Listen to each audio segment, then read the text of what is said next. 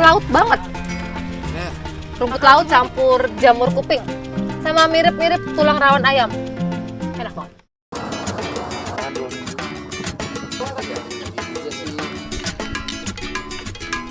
Di sini emang melimpah banget nih si gurita ini. Bahkan ini sampai diekspor ya Bang ya.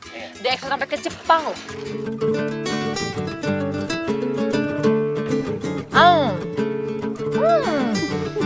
Ini enak banget. Lihat. Pelayan di sini tuh harus Tahu banget gimana sih ngitung ombak. Karena pas ombak datang bawa ikan, situ saatnya mereka tuh menebar jala, ikannya datang ditangkep. Bahaya kan kalau nggak bisa ke bawah, bisa malah hanyut.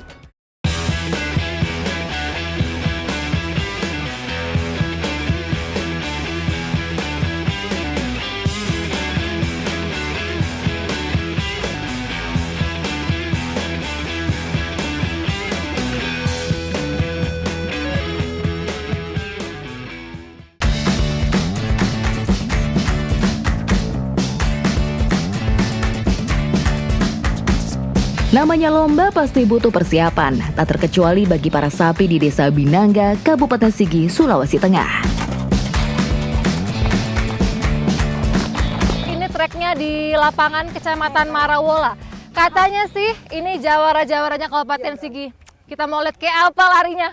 Tapi saya deg-degan.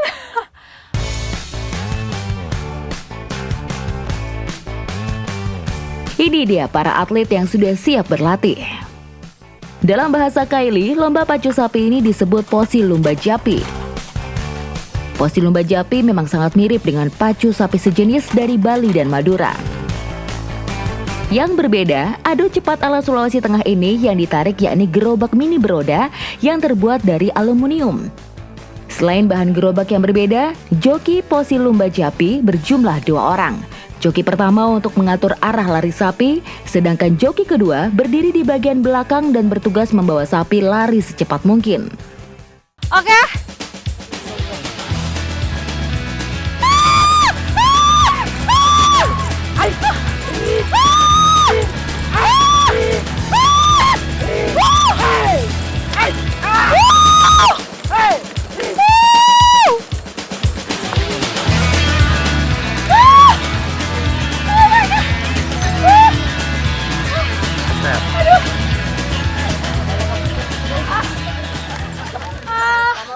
Baru tahu sapi bisa sekencang ini larinya. Kaki saya lemas. Deg-degan. Nih, gemeteran.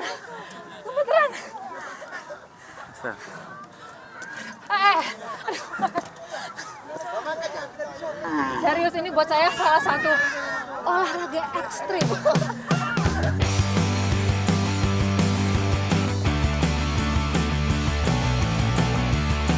Balapan sapi ini tradisi tahunan milik masyarakat Sulawesi Tengah yang sudah berlangsung turun-temurun. Selain bertujuan melestarikan budaya, Posi Lumba Japi juga menjadi ajang pertarungan kualitas sapi. Sapi pemenang memiliki nilai jual yang jauh lebih tinggi. Setidaknya harga jual bisa meningkat 3 kali lipat. Ini bukan cuma sekedar hiburan, tapi udah jadi tradisi pemersatu buat masyarakat Sigi. Ada karapan sapi, ada masyarakat kumpul.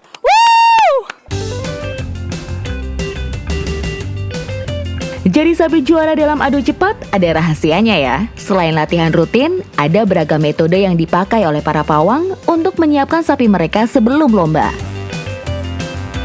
Sapinya mau berenang dari tadi. Karena memang sapi ini disiapin untuk lomba karapan sapi minggu depan. Menjelang lomba, selain berlatih di lapangan, biasanya sapi pacu juga diajak berenang 2-3 kali dalam 1 minggu. Selain dapat membuat sapi bersih, bergerak dalam air mampu mengurangi jumlah lemak tubuh. Cara ini dinilai efektif sebagai salah satu strategi untuk mempercepat laju sapi saat berlomba nanti.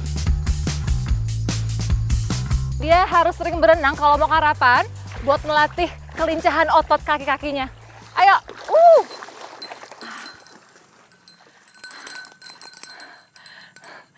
Cuma ya gini harus sabar.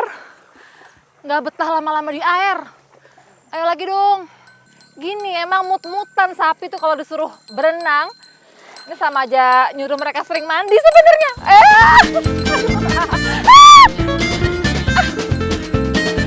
Ayo. Ayo, kamu harus semangat. Ayo anak pintar. Ayo.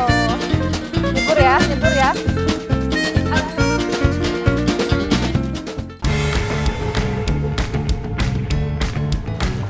Waktu berenang tak perlu lama-lama, cukup 10 dan 15 menit saja.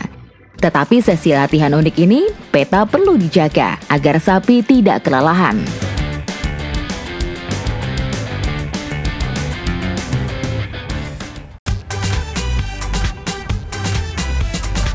Inilah pesisir Sumatera Utara yang kaya akan potensi. Sudah sejak lama pantai timur dan barat Sumatera menjadi ujung tombak sektor perikanan Indonesia. Tak heran hampir sebagian besar mencari peruntungan di laut sebagai penyambung hidup. Nelayan Yosei Nipah atau Kampung Nipah di Sasei Nagalawan Serdang Bedagai terkenal sebagai pembuat jebakan gurita tradisional. Bahan yang digunakan tidaklah rumit dan mahal, semua cukup diambil dari alam. Kalau biasanya nih nangkap gurita kan dengan cara menyelam sambil ditembak ya. Di sini nih di desa saya Nipah, para nelayannya pakai nih keong batik atau keong keramik. Saya penasaran juga sih gimana caranya Bang ya. Tapi emang agak bau ya, karena memang dalamnya ini harus dibusukin dulu baru bisa dipakai nih cangkangnya buat jebakan. Cangkang dari hewan yang bernama ilmiah Valuta coronanobilis ini sengaja dipilih sebagai bahan pembuat jebakan bukan tanpa alasan. Di dalam laut, cangkang siput yang telah kosong ini sering dipakai gurita sebagai tempat persembunyian alami dari pemangsa. Kebiasaan berlindung gurita itulah yang akhirnya dimanfaatkan para nelayan untuk menjerat hewan berkaki 8 tersebut. Oh gitu ya, sedang-sedang lah ya. Iya. Bikin lobang di keong ini juga nggak sembarangan loh caranya. Nih, mukulnya harus miring, nggak boleh begini, karena ntar pecah malah nggak kepake. Nah, untuk lubangnya juga ada ukurannya nih, nggak terlalu besar dan nggak terlalu kecil. Nih, sedang-sedang aja, ini tempat si guritanya masuk, terus ngumpet, dan ini ada lagi nih lubang kecil untuk keluarnya air dan pasir, biar nggak berat saat dipanen. Cangkang yang telah dilubangi selanjutnya diikat simpul dengan masing-masing jarak 2 depa atau sekitar 2 rentang tangan orang dewasa. Tujuannya agar cakupan ruang tangkapan gurita semakin luas. Dalam satu rentangan, jumlah cangkang yang digunakan berkisar antara 150 sampai 300 buah. Susunan jebakan ke cangkang keong inilah yang disebut rawe gurita. Aku bisa loh Bu bikinnya. Nih aku lihat nih ya. Udah jangan diajarin yang ini. Harus bisa. Masukin. Nih, sekan nih. Aku bisa Bu. Nih, 1. Keongnya yang dibelit. Keongnya dibelit, talinya dibelit. Oke lah kalau begitu. Artinya aku lulus? Lulus. Udah lulus. Baiklah. Mana lagi keongnya? Sore hari merupakan waktu yang paling efektif untuk menebar rawe gurita. Hal ini sejalan dengan sifat gurita yang suka berkeliaran di saat cahaya matahari berintensitas rendah. Yeay, sudah jadi rawe guritanya atau jebakan guritanya. Sekarang kita mau tebar di laut. Ayo Bang, kita tebarkan ini. 2 mil dari bibir pantai adalah lokasi favorit para nelayan untuk menebar rawe. Di lokasi inilah kedalaman dinilai ideal, yakni sekitar 4-5 meter. Dan di tempat ini pula, bagian dasar laut memiliki struktur berpasir dan berkarang, yaitu lingkungan yang sangat disukai gurita. Milih lokasinya tuh mesti spesifik juga ya. Iya, harus ada. Karena si gurita itu memang habitatnya ada di atas terumbu karang. Dia suka yang banyak celah-celah. Jadi harus pas ya Bang ya lokasinya ya, biar dapat banyak panennya. Hei, keongnya habis. Sebenarnya sih setengah jam lagi udah bisa dicek sih, keongnya ada isinya apa enggak. Tapi kalau mau dapat hasil yang banyak ya Bang ya, itu harus didiamkan dulu semalaman. Nah, abang kemarin udah naro nih. Di mana bang? Sana ya? Di sana, udah dibentangkan keong-keong juga. Sekarang kita mau panen. Panen bang. Gurita atau Octopus cyanea adalah hewan yang sangat berhati-hati dalam beradaptasi terhadap lingkungan yang baru. Hewan ini menyukai tempat yang remang karena ia bersifat sangat sensitif dan mudah mengalami stres. Untuk mengeluarkan ansefalopoda ini, para nelayan menggunakan cara khusus. Dia langsung menggeliat loh. Ini nih yang bikin dia tidak bisa tenang hidupnya. Air garam dapur. Bisa gitu ya bang ya? Karena zat asinnya terlalu tinggi daripada. Kalau kata abang, ini lebih pekat daripada air laut. Teknik tradisional ini memang sangat murah dan ramah lingkungan. Namun jika kondisi laut sedang tidak bagus, tentu saja para pejabat gurita dengan sistem rawe tidak bisa melaut.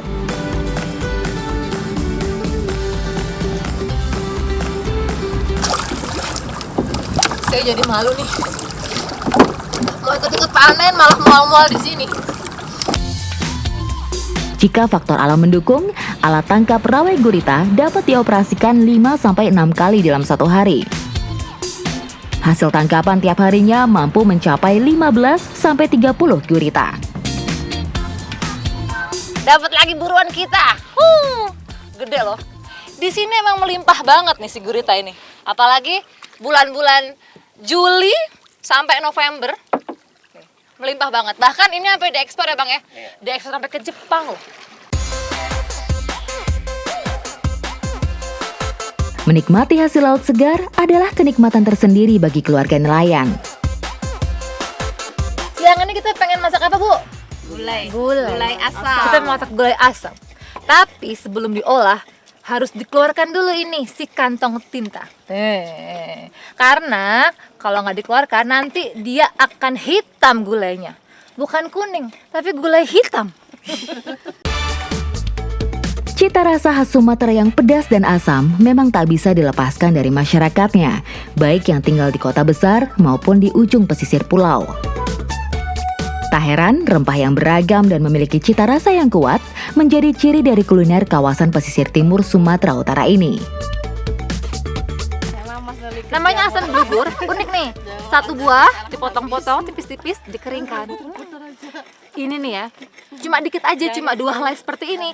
Udah bisa bikin 1 porsi gulai jadi asam banget.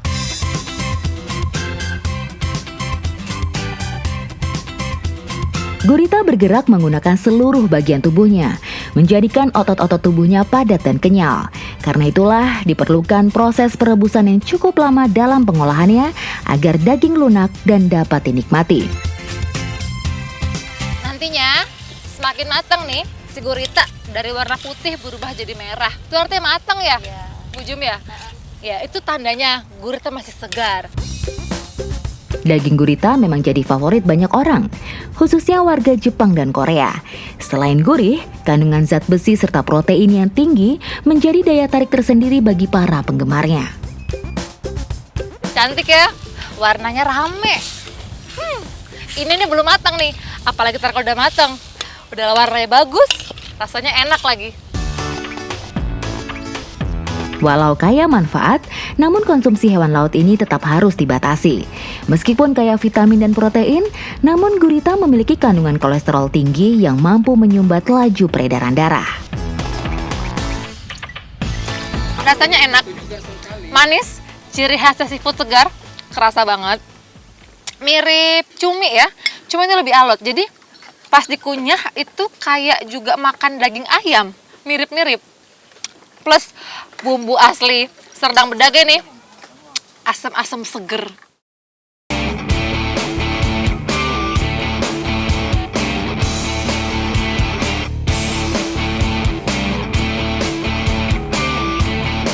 Kondisi geografis pesisir yang spesifik membuat perburuan harus dilakukan dengan tepat. Perburuan yang masuk ke dalam kategori ekstrim ini selalu dilakukan dalam kelompok. Jumlah kelompok ini sangat penting karena sebagai langkah antisipasi jika terjadi insiden. Karena ombak besar terkadang datang tidak terduga dan arus balik yang deras berpotensi menyeret para penjaring. Jadi nelayan di sini tuh harus tahu banget gimana sih ngitung ombak. Karena pas ombak datang bawa ikan, situ saatnya mereka tuh menebar jala, ikannya datang ditangkap. Bahaya kan kalau nggak bisa ke bawah, bisa malah hanyut. Tapi ini keren banget sih, saya salut sama mereka. Meski tinggal di tepi selatan Pulau Sumbawa, corak kehidupan masyarakat Brangbako lebih dominan agraris dibandingkan bahari. Kegiatan perburuan pesisir hanya dilakukan di waktu sela usai berkebun saja. Perburuan di alam liar dengan alat sederhana bukanlah pekerjaan mudah. Kelompok penjaring dituntut terus aktif bergerak agar dapat menyisir kawasan pesisir yang ada. Kejelian pengamatan tanda-tanda keberadaan ikan target juga menjadi penentu keberhasilan setiap tebaran jaring yang dilakukan.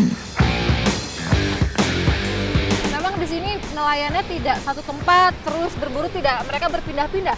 2-3 tarikan pindah lokasi. Sepertinya kayak asal-asalan ya, tapi mereka sudah memperhitungkan tempat yang safe, tempat yang aman untuk mereka tebar jaring, tidak terlalu curam, tidak terlalu tajam, agak landai ke sana. Dengan cara ini, hasil yang melimpah memang akan sangat sulit didapatkan. Sebab luas wilayah dan beratnya perburuan tidak sebanding dengan kemampuan alat yang digunakan. Akan tetapi, ini justru menjadi kelebihan dari setiap cara tradisional. Sebab tingkat eksploitasi terhadap alam tergolong rendah.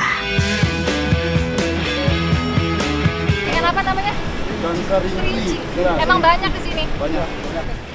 Banyak tangkapannya hari ini. Nih salah satunya, cantik ya. Paling kelihatan sih mulutnya ya, kecil. Karena memang dia pemakan lumut-lumut. Di karang-karang ini banyak sekali lumut ya. Dan kalau orang sini sih bilangnya serinci. Ikan serinci termasuk dalam keluarga ikan damselfish, yaitu jenis ikan laut tropis yang hidup di perairan dangkal dengan koral yang sehat. Serinci adalah jenis damselfish dengan populasi yang melimpah dan banyak dikonsumsi. Proses mengolah bahan pangan secara sederhana juga menjamin efek positif setelah disantap. Jadi buat dapetin rasa asin, masyarakat di sini pakai cara simple banget. Tinggal bawa ikan, celup ke air laut, langsung asin. Tinggal bakar. Ikan laut adalah sumber protein tingkat tinggi yang disediakan oleh alam. Banyak pihak menyebutnya sebagai makanan pintar karena mengandung omega 3, yaitu zat yang dipercaya mampu merangsang perkembangan otak manusia.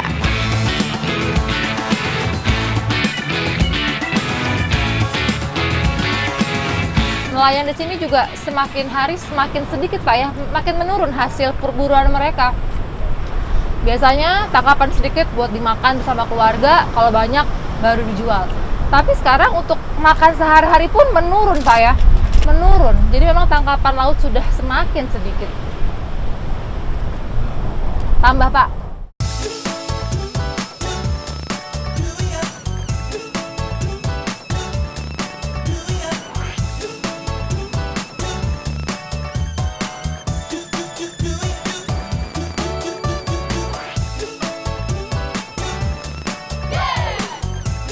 Kecap dari air kelapa. Iya, kecap ini terbuat asli dari air kelapa murni. Buatan khas masyarakat desa Jobela, Pulau Morotai, Maluku Utara. Nah ini kalau mau bikin kecap dari air kelapa bumbunya banyak. Nih ada bawang merah, apalagi mama? Bawang putih, terus ada gula merah. Dan yang paling penting tidak boleh ketinggalan ini dia. Namanya jahe merah. Di sini apa bilangnya, Mah? Goraka. Ini tidak boleh diganti jahe putih karena rasanya kurang pedis. Emang ya khasnya Maluku semuanya mesti pedis. Kecap juga harus pedis. Begitu ya, Mbak ya?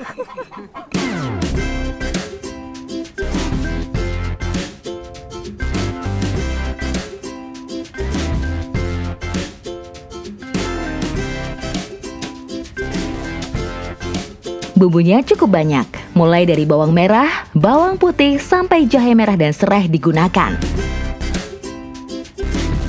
Ramuan ini menghasilkan rasa unik dari kecap air kelapa. Air kelapa yang akan dijadikan kecap harus bening. Sebaiknya bukan dari buah kelapa yang terlalu tua, sebab air kelapa tua menyebabkan kecap berubah menjadi asam.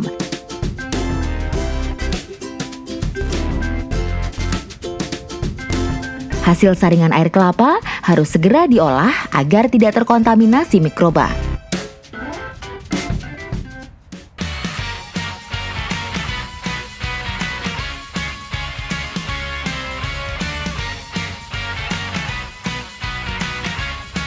Gula aren menjadi sumber rasa manis sekaligus pewarna alami untuk menghasilkan kecap kelapa. Lama dibiarkan mendidih sampai betul-betul mengental. Cepat atau lambatnya tergantung besar api yang digunakan. Aroma sedap kecap mulai menyeruak. Dalam 10 menit saja, wangi harum kecap dalam air kelapa ini sudah menggoda untuk dicicipi. Tanda lain kecap sudah jadi, volume menyusut dan sudah mengental. Dari 100 buah kelapa yang kami belah, ternyata hanya menghasilkan 3 liter kecap air kelapa. Rasanya ya kalau menurut saya nggak terlalu jauh beda dengan kecap-kecap lain sih. Hanya memang lebih manis dan memang tadi karena ada bumbu jadi lebih berasa dia. Lebih kuat rasanya. Dan ini kerennya ya, lebih sehat karena nggak pakai pengawet sama sekali. Kecap air kelapa tergolong awet karena bisa disimpan hingga lebih dari 3 bulan. Jauh sebelum kecap kedelai dikenal, masyarakat Jobela di Pulau Morotai menggunakan penyedap khas pesisir ini sebagai pendamping makanan. Walau kandungan proteinnya tidak setinggi kecap kedelai, kecap air kelapa tetap menjadi pilihan favorit hingga sekarang. Belum lengkap rasanya jika santapan di Morotai tidak disandingkan dengan kecap air kelapa. Ini enak banget. Jadi, ini ikan roe yang tadi kita tangkap, dibikin kuah bening, namanya kuah apa, Mah? Kuah lema. Kuah lema. Jadi ikan roa kuah lema, cocol ke kecap air kelapa. Dahsyat. Enak banget. Tambah, Mah. Harus tambah ini, enak banget ini.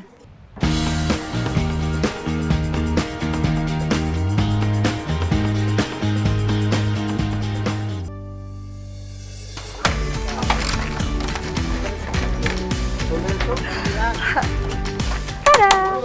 Saya bawa serokan bukan buat saring gorengan, tapi saya mau berburu ubur-ubur.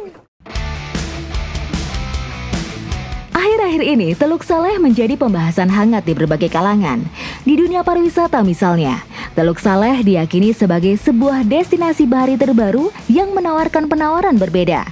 Di dunia pariwisata misalnya, Teluk Saleh diyakini sebagai sebuah destinasi bahari terbaru yang menawarkan penawaran berbeda.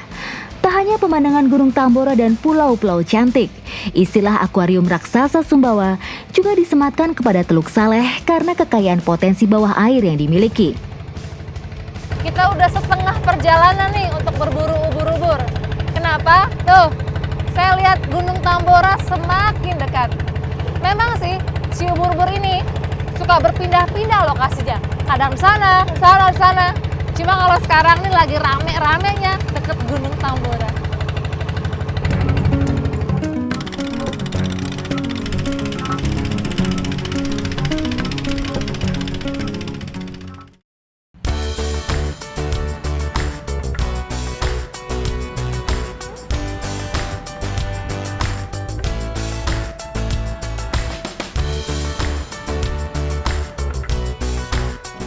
Nih ya, ini yang namanya Teluk Saleh membara. Membara sama semangat mereka, para pencari ubur-ubur. Keren banget loh, ratusan kapal tuh berseliweran gak berhenti. Dan tenang aja, gak ada rambu lalu lintas, bebas. Pada awal musim, ubur-ubur memenuhi seluruh penjuru Teluk Saleh hingga ke pesisir. Satuan angka jutaan bahkan tidak cukup untuk menggambarkan fenomena unik yang ada ini.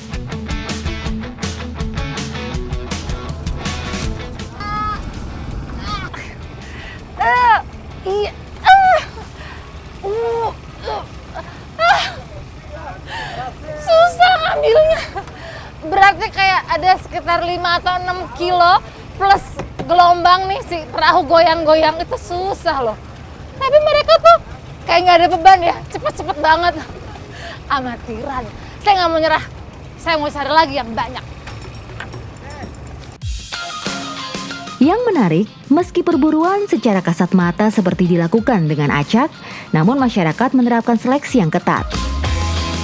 Artinya yang diambil hanyalah ubur-ubur dengan ukuran tertentu, beratnya minimal 4 kg dengan ukuran kurang lebih sebesar buah kelapa.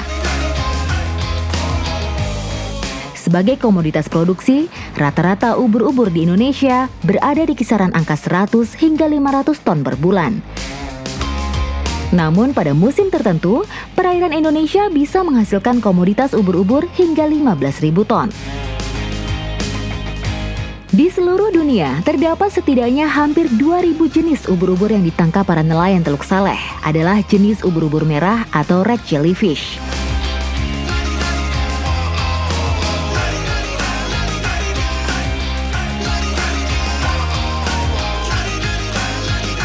Untuk memaksimalkan waktu, para nelayan biasanya akan memisahkan bagian kepala dengan kakinya di lautan. Sehingga ketika dibawa ke pengolahan, kondisinya sudah bersih dan siap jual.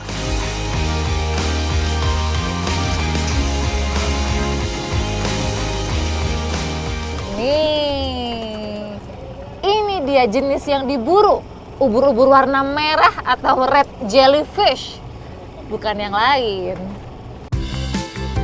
Para penampung ubur-ubur di Teluk Saleh biasanya menerima hasil tangkapan dari nelayan ketika dini hari. Nelayan harus cermat menghitung waktu perjalanan jika ingin tangkapan terjual dengan mudah. Setiap perahu rata-rata akan mengangkut 1 hingga 3 ton ubur-ubur. Wow, lihat deh, penuh, udah hampir tenggelam. Padahal kayak cuma dalam waktu 1 jam loh mereka ngumpulin itu semua. Penuh banget, keren banget ya.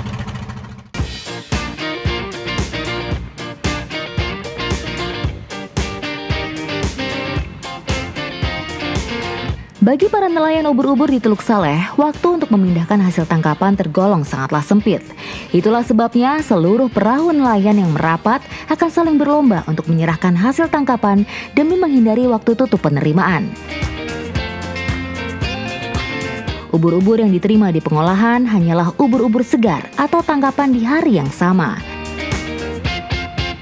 Satuan keranjang dipakai untuk mengukur jumlah setoran dari para nelayan dan bukan satuan berat dalam kilogram.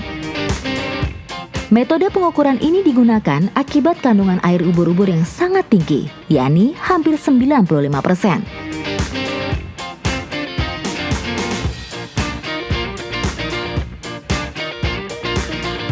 Dahsyat banget ya mereka. Angkut lari kayak nggak ada capeknya loh. Mereka tengah malam masih kerja keras kayak gini. Ini baru awal. Lihat tuh. Masih ada ratusan kapal yang ngantri yang bawa bertonton ubur-ubur buat disetor hasilnya ke pengolahan. Ini keren banget loh.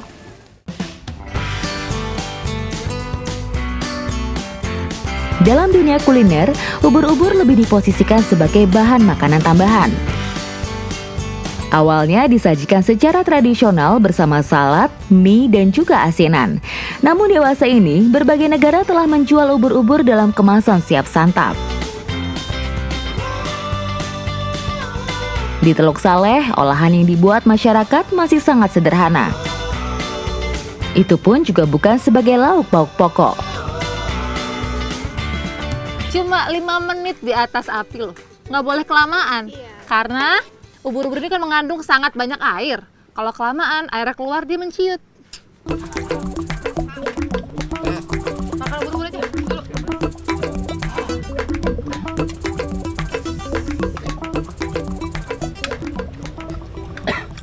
Aida. Nyaman, Teh. Gitu, Pak ya. Teksturnya rumput laut banget. Rumput laut campur jamur kuping. Sama mirip-mirip tulang rawan ayam. Enak banget.